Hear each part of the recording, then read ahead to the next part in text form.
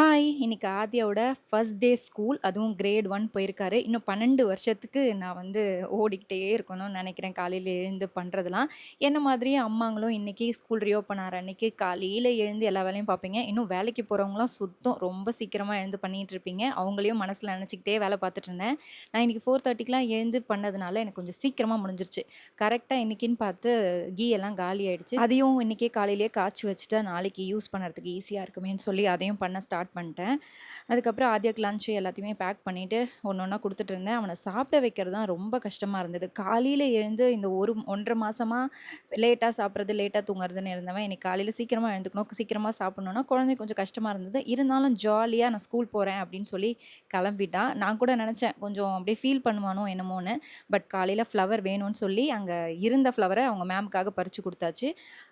தூங்க மூஞ்சா அப்படியே போனாரு. பட் ஹேப்பியா கிளம்பிட்டாரு. உங்க வீட்டு குழந்தைங்க வந்து அழுதுகிட்டே போனாங்களா? இல்ல ஹேப்பியா ஸ்கூலுக்கு போனாங்களா? அப்படின்னு சொல்லி கமெண்ட்ல சொல்லுங்க. எனக்கு இன்னும் 12 இயர்ஸ் இருக்கு அவனுக்கு ஸ்கூல் முடிக்கிறதுக்கு. இப்பவே நான் யோசிக்க ஆரம்பிச்சுட்டேன். நீங்களும் என்ன மாரியான்னு சொல்லி கமெண்ட்ல சொல்லுங்க. இன்னொரு வீடியோல பார்க்கலாம். பை.